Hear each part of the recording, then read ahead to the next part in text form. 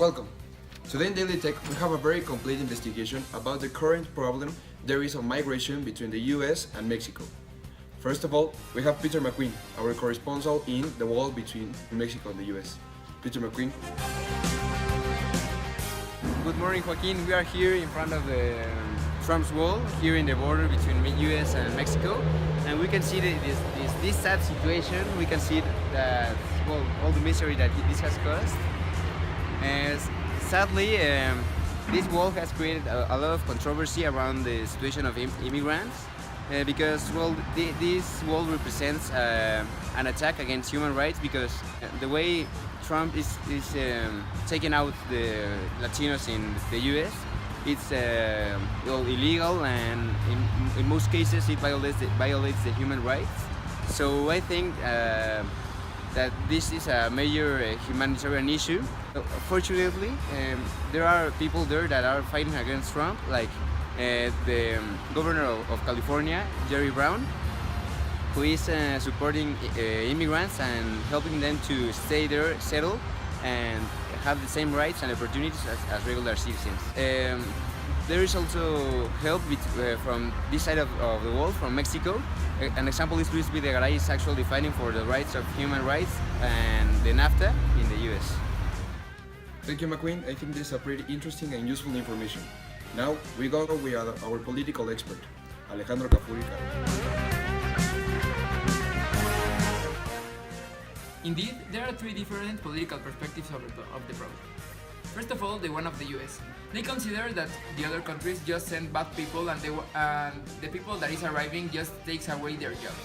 So that's why Donald Trump wants to build a wall around the southern frontier of the country. Then, the Mexican government, and mainly the head of it, Enrique Peña Nieto, has declared that the wall won't be built because, according to them, the wall harms the sovereignty of the country.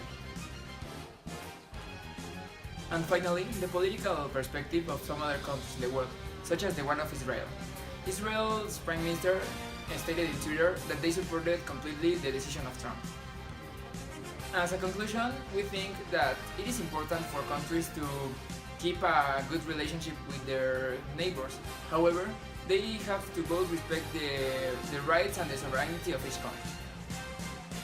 Thank you, Gafuri, for your contribution in this complex concept. Now we go with Johnny Rocket, who will give us his point of view in the economic aspect. Please, Rocket.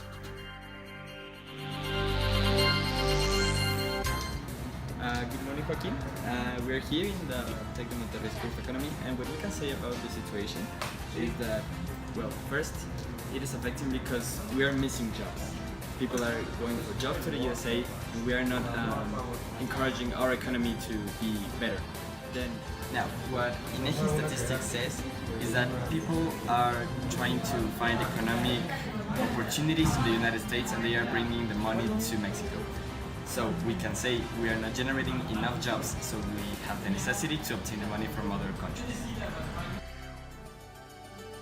Now, talking about the organizations involved in this situation, we have to point out first the Secretaría de Asuntos Migratorios to regulate the amount of money entering and getting outside our country, the Secretary of Economy to know that every Mexican citizen is having the enough income to live a good life, and the most important, the Secretaría de Relaciones Exteriores to maintain a good economic relationship between Mexico and the United States mainly. Now, to conclude, we have to say that it is necessary to renegotiate the bilateral relationship between Mexico and the US to provide every Mexican citizen with enough resources to live a good life. We come back to the studio, Joaquin. We also interviewed Jorge Solchaga, who is consul in the Department of Documentation in LA, who told us our point of view of this situation and the solutions he proposes to solve this problem. Know the laws of the other country. What happened with the people doesn't know the laws? Well, first of all, is most of the people, when they breaking the law, is to facing 2 or 3 charges. They don't know they're going to be in jail. Labor, because we have to look of the people, is not going to be a slave.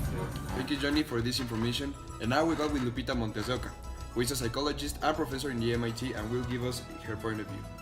Lupita. Joaquin. We are here at the state of Puebla, and we should also consider the impact that Mexican migration has on children with future educational ambitions. As more women migrate, more children are left behind in the care of relatives or friends. This has a direct impact in the way children develop at school. Surveys were conducted at the state of Puebla, and they were applied to children between the 7 and 16 years old in order to examine their educational ambition. Two factors were considered: their aspiration to continue at school in the future and their homework fulfillment. 82% of the girls reported always doing their homework, compared to the 12% of boys who had struggles completing their duties.